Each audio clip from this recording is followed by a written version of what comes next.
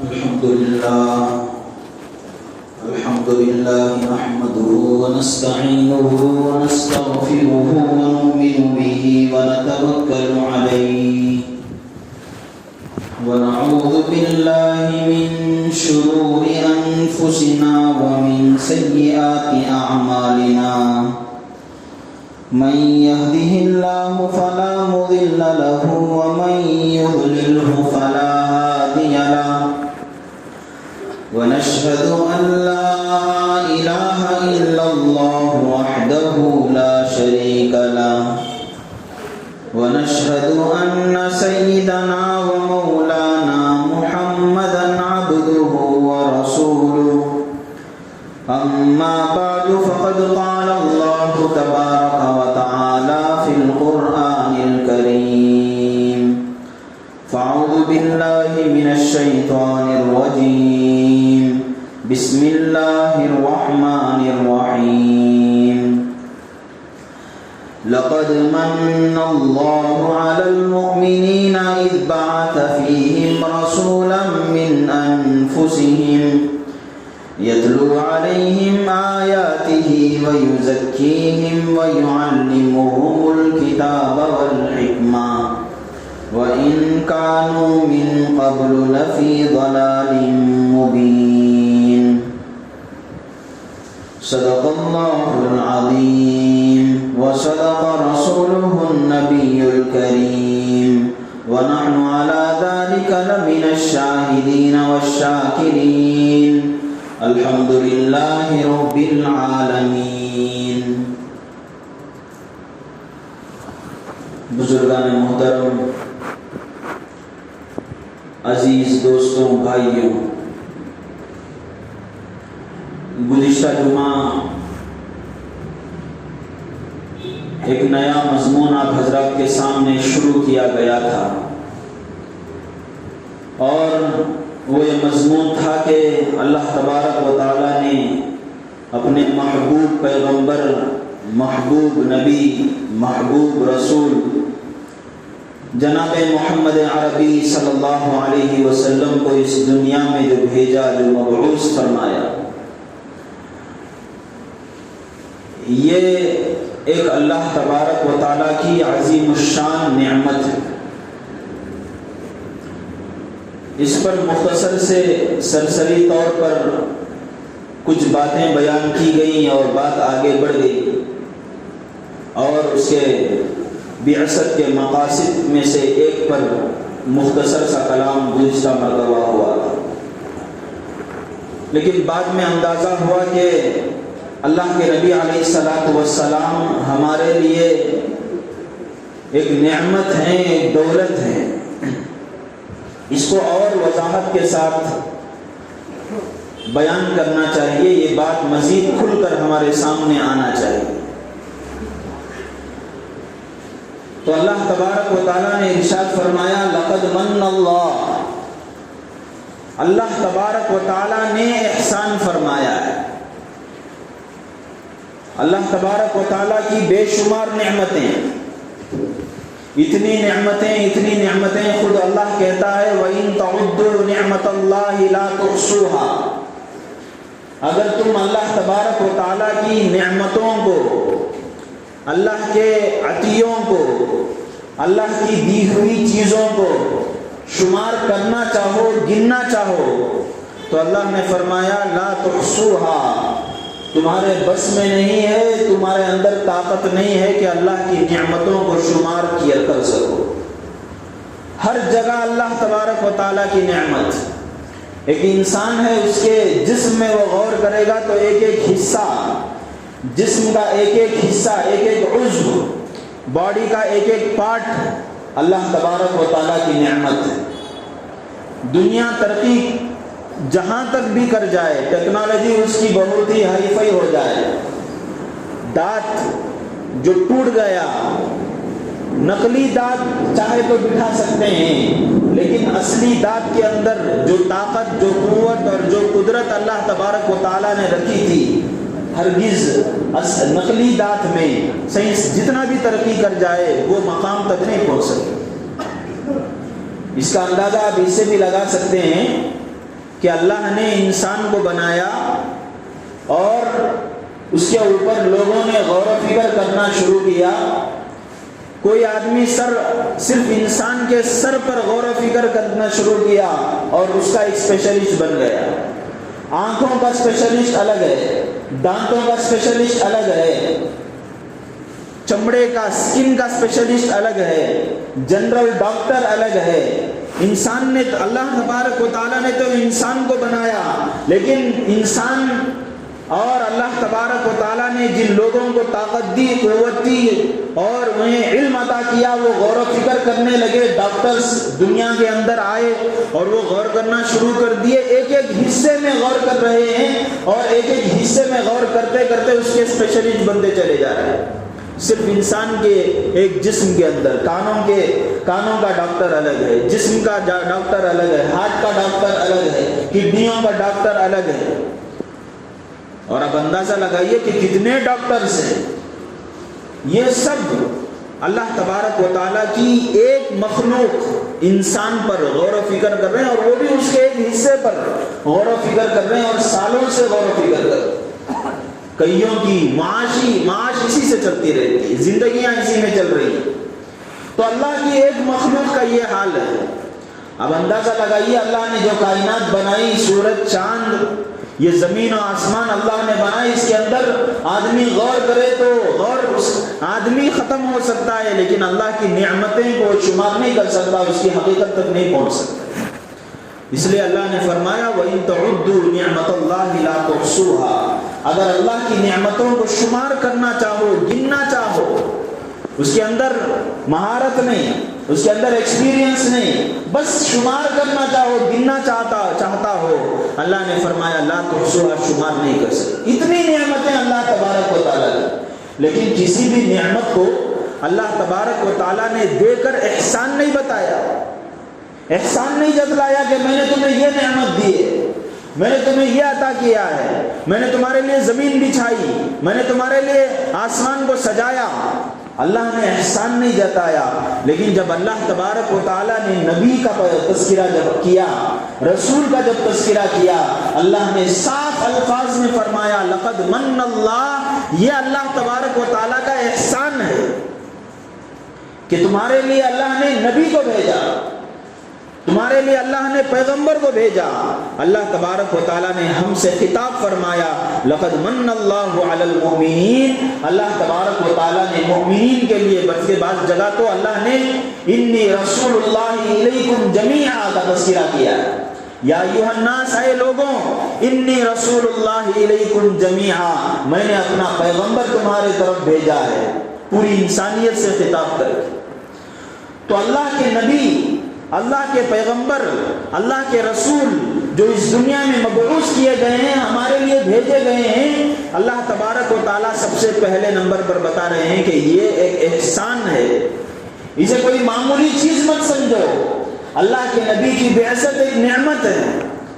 اللہ نے انسان کی توجہ کو بھی اس طرف مبذول کرایا، ورنہ انسان یہ سمجھتا ہے اسے مال و دولت عطا ہو گئی تو یہ نعمت ہے، اسے نیک اولاد میسر آ گئی، کمانے والی اولاد میسر آ گئی تو یہ نعمت ہے، اس کے گھر ہیں، بنگلے ہیں اور اس کا بزنس زبردست انداز سے چل رہا ہے، انسان سمجھتا ہے کہ یہ نعمت ہے.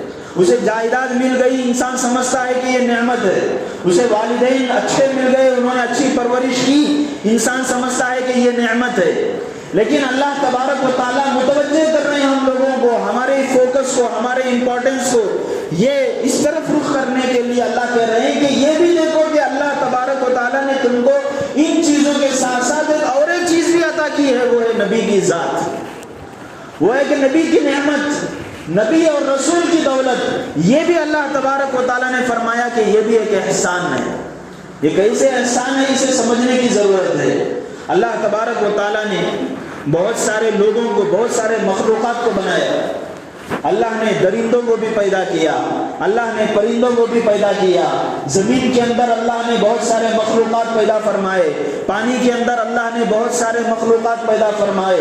ایک درندوں کی جماعت کو لے لیجئے, اللہ نے جنگلوں کے اندر شیر پیدا کیے ہیں, باغ پیدا کیے ہیں, اور چیر پھاڑ کھانے والے جانوروں کو پیدا کیے ہیں. ان کی فطرت کے اندر, ان کے نیچر کے اندر اللہ تبارک و تعالیٰ نے چیرنا, پھاڑنا, کھانا رکھا ہے, شکار کرنا رکھا ہے, اور خون بہانا رکھا ہے. لیکن آپ لوگوں نے کبھی یہ بات نہیں سنی ہوگی کہ کسی جنگل کے درندوں نے دوسرے جنگل کے درندوں پر کبھی حملہ کیا ہو.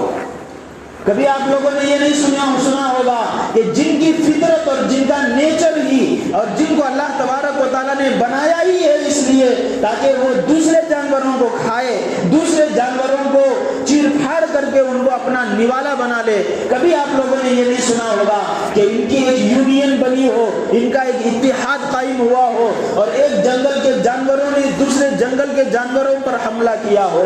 یہ کبھی آپ لوگوں نے سنا نہیں ہوگا.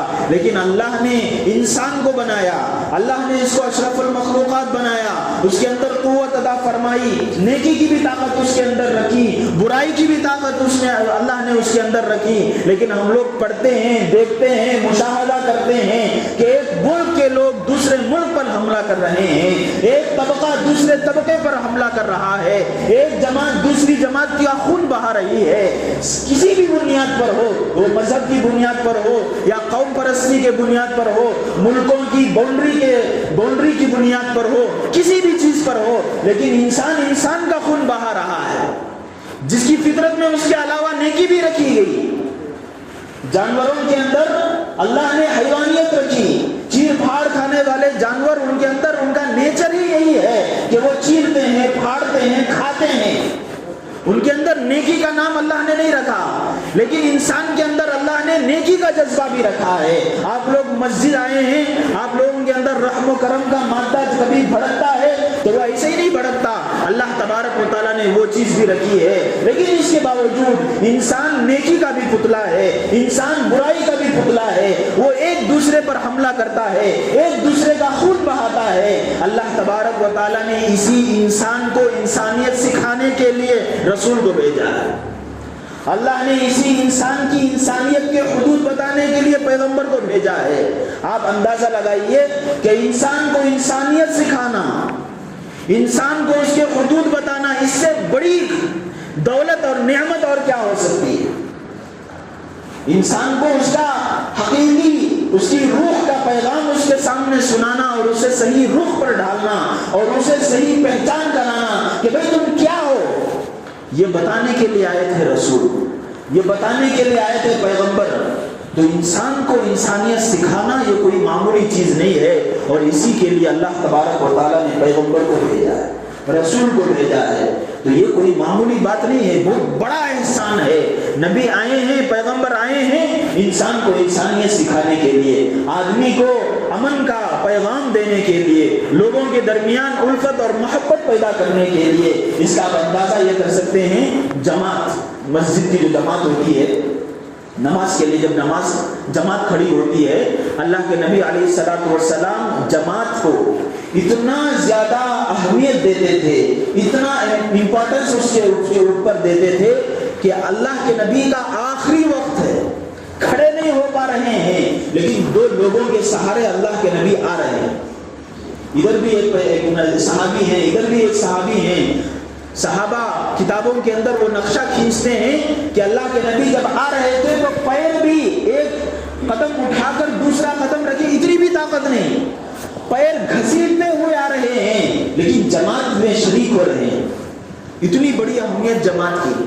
لیکن وہیں پر اللہ کے نبی کی تعلیمات آپ دیکھیں گے, وہیں پر اللہ کے نبی کی احادیث آپ سنیں گے کہ اللہ کے نبی نے کہا کہ اگر کوئی پیاز کھایا ہو یا کوئی بدبودار چیز اپنے منہ میں استعمال کیا ہو, جماعت کا وقت ہو گیا ہو, جب تک اپنے منہ کو صاف نہیں کرتا, جب تک اس پیاز کی بدبو کو ختم نہیں کرتا, یا کوئی بھی آدمی اسموکنگ کیا ہو یا اور کوئی چیز استعمال کیا ہو, یا اس کے اندر بیماری ہو اور وہ اسے منہ کے اندر سے بدبو آتی ہے, جب تک وہ اس چیز کو ختم نہیں کرتا اس وقت تک نہ آئے جماعت میں. اس لیے کہ لوگ مل کر کھڑے ہوتے ہیں, لوگوں کو تکلیف.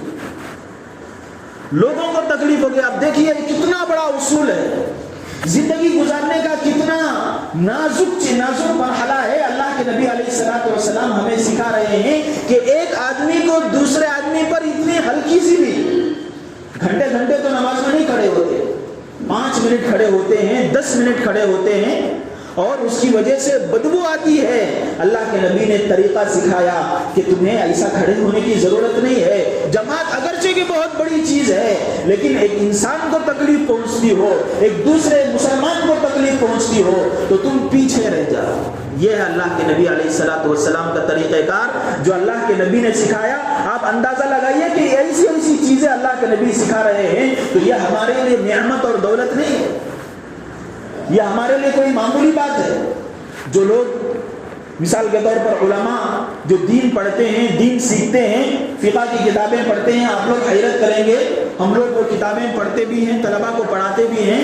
اللہ کے نبی علیہ الصلوۃ والسلام نے جو طریقہ سکھایا اور اللہ کے نبی نے جو اصول بتائے, یہاں تک بتائے ہیں کہ ایک آدمی جب استنجا جاتا ہو, ایک آدمی جب پیشاب کے لیے جاتا ہو, ایک آدمی جب فارغ ہونے کے لیے جاتا ہو, اللہ کے نبی علیہ الصلوۃ والسلام نے وہاں بھی طریقہ بتایا ہے کس طریقے سے جب استنجا جائے تو کیسے جائے, کھڑے ہو تو کیسے کھڑے ہو, اپنے کپڑے کھولے تو کب کھولے, یہاں تک کہ جب استنجا کے لیے بیٹھتا ہے تو شریعت کی کتابوں میں, فقہ کی کتابوں میں آپ لوگوں کو اس کا طریقہ بھی ملے گا. یہاں تک آپ لوگ حیرت کریں گے دھونے کا سلیقہ بھی بتایا گیا ہے, دھوتے ہوئے اپنی انگلیوں کو کیسے رکھنا ہے اس کا بھی, اس چیز کو بھی فقہ کی کتابوں میں, شریعت کی کتابوں میں اللہ کے نبی کے پیغامات کو سامنے رکھ کر علماء نے ان چیزوں کو بھی لکھا. استنجے کے لیے آدمی بیٹھتا ہے, ایک اس کا پرسنل معاملہ ہے, دروازہ بند ہے, جیسے چاہے آدمی استنجے سے فارغ ہو جائے, ہو سکتا ہے. لیکن اللہ کے نبی نے وہاں پر بھی ہم لوگوں کو خالی نہیں چھوڑا. اللہ کے نبی نے وہاں بھی طریقہ سکھایا کہ اس وقت میں بیٹھنا چاہیے, کپڑے اس وقت کھولنے چاہیے, جب بیٹھو گے تو کس طرف اپنا وزن ڈالنا چاہیے, پھر اس کے بعد بیٹھنے کے بعد اگر استنجا کر رہے ہو تو استنجا کرنا کیسے ہے, اور ہاتھ کیسے رکھ کر اپنے خاص مقامات کو دھونا چاہیے. اللہ کے نبی کی تعلیمات کو سامنے رکھ کر علماء نے ان چیزوں کو بھی بیان کیا. اب اندازہ لگائیے کہ اللہ تبارک و تعالیٰ جب کہہ رہے ہیں کہ ہم نے نبی کو بھیج کر تمہارے اوپر احسان کیا, یہ کوئی احسان نہیں ہے. انسانیت کو انسانیت سکھانا, ایک آدمی کو صحیح جینے کا طریقہ سکھانا, اس کی پرسنل لائف میں ہو, اس کی ذاتی زندگی میں ہو. آدمی گھر میں زندگی گزارتا ہے, اس کے بیوی بھی ہیں, اس کے بچے بھی ہیں, اس کے ماں باپ بھی ہیں, اور اڑوس پڑوس کے لوگ ہیں, یہاں تک کہ اور بھی جن سے بھی ان کے تعلقات ہوتے ہیں. اللہ کے نبی نے وہاں پر بھی جینے کا سلیقہ اور طریقہ سکھایا. انسان کو جس جگہ بھی ضرورت پڑتی ہو, اللہ کے نبی کی تعلیمات آپ کو وہاں پر مل جائیں.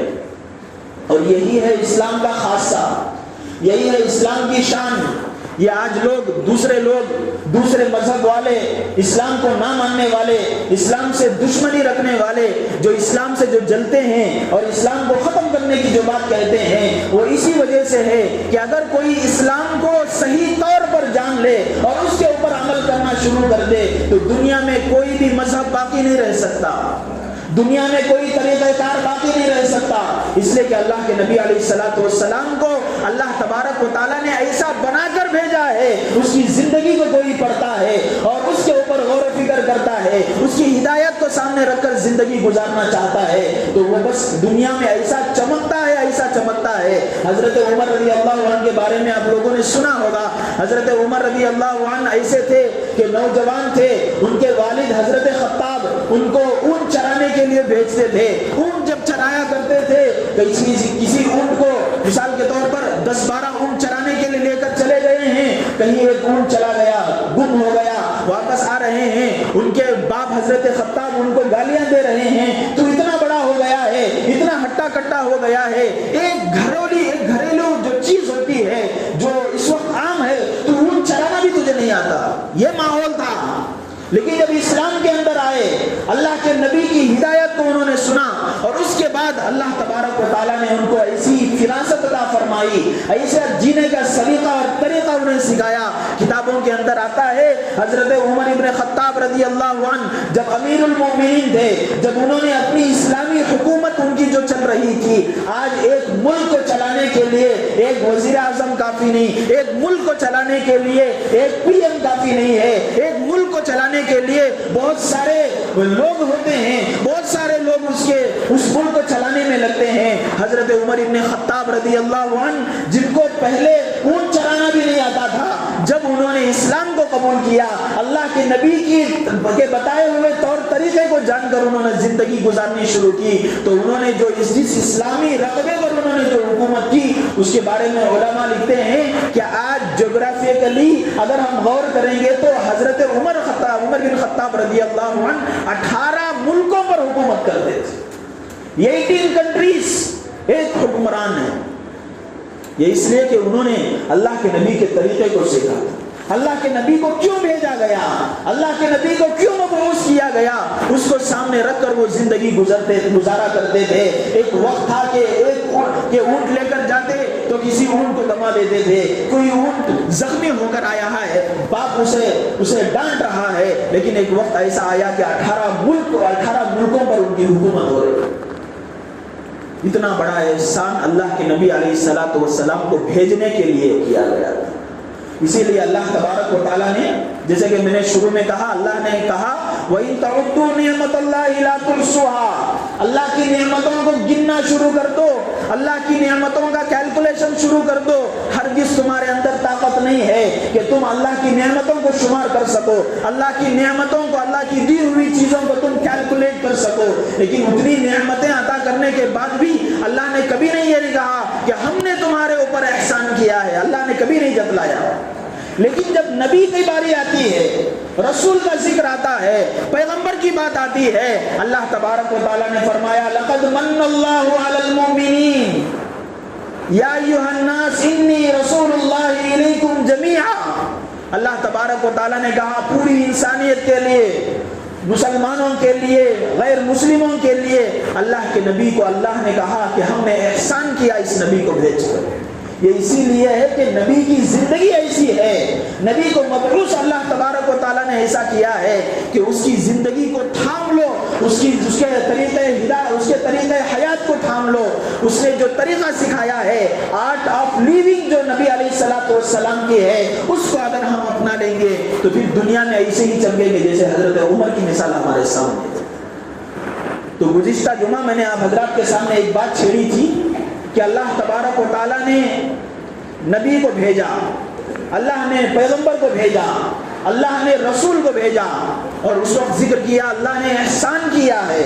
میں نے گزشتہ جمعہ سرسری طور پر اس بات کو بیان کیا، بعد میں اندازہ ہوا کہ اس کو اور کھول کر بیان کرنا چاہیے تاکہ ہمیں اللہ کے نبی کے ایک دولت اور نعمت ہونے پر بھی ہمیں یقین ہو جائے، ہماری توجہ، ہمارا رخ صرف اس طرف نہ ہو کہ بھئی ہمارے پاس مال ہے، دولت ہے تو یہ نعمت ہے، ہماری اولاد کمانے والی ہے تو یہ نعمت ہے، ہمیں اللہ نے بنگلے دیے ہیں، جائیداد دیے ہیں، اچھی جاب عطا کی ہے تو یہ نعمت ہے۔ بھائیوں یہ سب نعمتیں ہیں ہی اللہ تبارک و تعالیٰ کی، لیکن اس سے بڑی اور عظیم الشان نعمت یہ ہے کہ اللہ تبارک و تعالیٰ نے ہمارے لیے رسول بھیجا، ہمارے لیے نبی بھیجا، اور احسان کیا، احسان جتایا اللہ تبارک و تعالیٰ نے کہ ہم نے احسان کیا ہے مومنین پر، ہم نے احسان کیا ہے انسانوں پر کہ ہم نے ایسا رسول انہیں بھیجا۔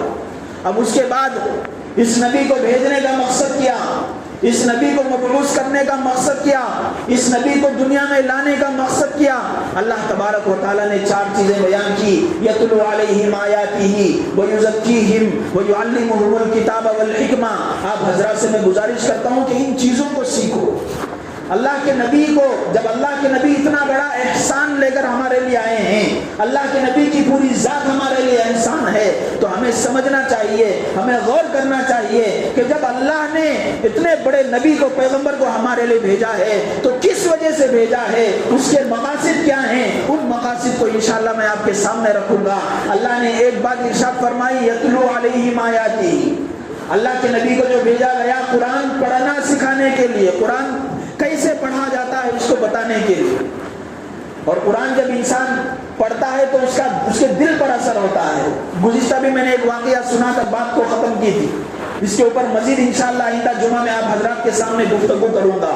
تو ایک چیز اللہ تبارک و تعالیٰ نے بتایا کہ نبی کو جو بھیجا تلاوت کتاب کے لیے، قرآن کی تلاوت کرنے کے لیے. ایک چیز یہ بیان فرمائی اللہ نے یعلمہم الکتاب، قرآن سکھانے کے لیے. قرآن پڑھنا الگ ہے، قرآن سمجھنا الگ ہے.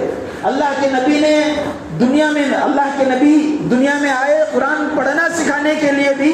قرآن کیا ہے سکھانے کے لیے؟ دو چیزیں، تلاوت کتاب، تعلیم کتاب. تیسری چیز تعلیم حکمت، جسے علماء نے کہا ہے کہ زندگی گزارنے کے طریقے کو بتانے کی. یہ چیز بھی ہمیں سیکھنے کی ضرورت. تین چیزیں. چوتھی چیز اللہ نے فرمایا وہ یزکیہم، نبی آتا ہے، رسول آتا ہے، اس لیے آتا ہے دل کی صفائی کرنے کے لیے آتا ہے. دل کے اندر ادھر کی ادھر کی باتیں بیٹھی رہتی ہیں، اس کو مستقل طور پر دل کو سجانے اور اس کو صاف کرنے کی ضرورت ہوتی ہے. یہ چار چیز، کتاب پڑھنا سکھانا، کتاب کیا ہے وہ بتلانا، زندگی گزارنے کا طریقہ کیا ہے جس کو فرمایا حکمت، اور ایک ہے دلوں کو صاف کرنا. اس چیز کو اللہ کے نبی علیہ السلام کو یہ چیزیں دے کر اللہ نے بھیجا. علماء لکھتے ہیں کہ یہ چار چیزیں جو اللہ نے بیان فرمائی ہیں، یہ بیان کرنے کا مقصد ہی یہ ہے نبی کو اس کام کے لیے بھیجا ہے. نبی آئے ہیں ہمارے درمیان، رسول آئے ہیں ہمارے درمیان، پیغمبر آئے ہیں ہمارے لیے، ہمارے کامیابی کے لیے. تو وہ اس کام کے لیے آئے ہیں تو وہی کام ہمارا بھی ہے. نبی تلاوت سکھانے کے لیے آئے ہیں تو تلاوت کرنا ہمارے ذمہ ہے. نبی قرآن سمجھانے کے لیے آئے ہیں، قرآن سمجھنا ہمارے ذمہ ہے. نبی زندگی گزارنے کا طریقہ بتانے کے لیے آئے ہیں، سنت بھری تعلیم دینے کے لیے آئے ہیں، اس کو سیکھنا ہمارے ذمہ ہے. اسی طریقے سے دلوں کو صاف کرنے کے لیے نبی علیہ السلام آئے تھے. اس چیز کو ہمارے اپنے دلوں کے اندر پیدا کرنا یہ ہماری ضرورت ہے. تو ایک نبی کو بھیجنا چار مقاصد کے لیے، اور پھر امت کے بھی مقاصد یہی ہیں. جب نبی کو اس کی تعلیم کے لیے بھیجا گیا ہے تو اس کو سیکھنے کے لیے ہمیں مبعوث کیا گیا ہے، ہمیں اللہ تبارک و تعالیٰ نے پیدا کیا ہے. تو ہم لوگوں کو آج جو آیت میں نے آپ حضرات کے سامنے پڑھی اور جو اللہ کا پیغام جو قرآن کی شکل میں نے آپ حضرات کے سامنے پیش کیا، وہ یہی ہے کہ اللہ تبارک و تعالیٰ نے نبی کی شکل میں، پیغمبر کی شکل میں اور رسول اور ایک فرستادے کی شکل میں ایک بڑی دولت ہمارے لیے عطا کی ہے، اور اس کے اللہ نے مقاصد بیان کیے ہیں. اس نعمت کا شکر اور اس نعمت کی قدردانی اور اس نعمت کی احسان شناسی یہی ہے کہ ہم نبی کے اس احسان کو جانیں، نبی کے مقصد کو پہچانیں اور اس کی قدر کر لیں. جب ہم قدر کرنا شروع کر دیں گے اس وقت وہی حال ہوگا جو صحابہ کا حال ہوا تھا. جب صحابہ نے نبی کی ذات کو سمجھ کر نبی کی ذات کی قدر کر لی، پوری دنیا کے اندر انہوں نے چمک گئے تھے. کچھ صحابہ تھے پوری دنیا میں انہوں نے اپنے آپ کو پیش کیا، نبی کی تعلیمات کو پھیلایا. اسلام زبردست انداز سے پھیل رہا تھا. بھائیوں، آج بھی مسلمان جو پستی کے حالت میں ہیں، ان کی کامیابی کی کلید اور چابی یہی ہے کہ وہ بھی نبی کی قدر کو جان لیں، نبی کے احسان کو جان لیں، نبی کے جو پیغامات ہیں، اس کے جو مقاصد ہیں، اس کو جان کر اس کے مطابق عمل کرنا شروع کر دیں. انشاءاللہ پھر دنیا میں وہی نقشہ ہم دیکھ سکتے ہیں جو صحابہ کے دور میں اس وقت عالم اسلام کا نقشہ تھا. اللہ تبارک و تعالیٰ سے دعا فرمائیں کہ اللہ تبارک و تعالیٰ ان کہی ہوئی باتوں پر ہمیں عمل کرنے کی توفیق عطا فرمائیں. آگے اللہ کے نبی کے انہی مقاصد کو سامنے رکھ کر اس پر کلام کیا جائے گا. آپ حضرات جلد سے جلد آنے کی کوشش کریں. اللہ تبارک و تعالیٰ ان باتوں کو سمجھنے اور اپنے اندر پیدا کرنے کی توفیق عطا فرمائیں. وآخر دعوانا الحمد للہ رب العالمین.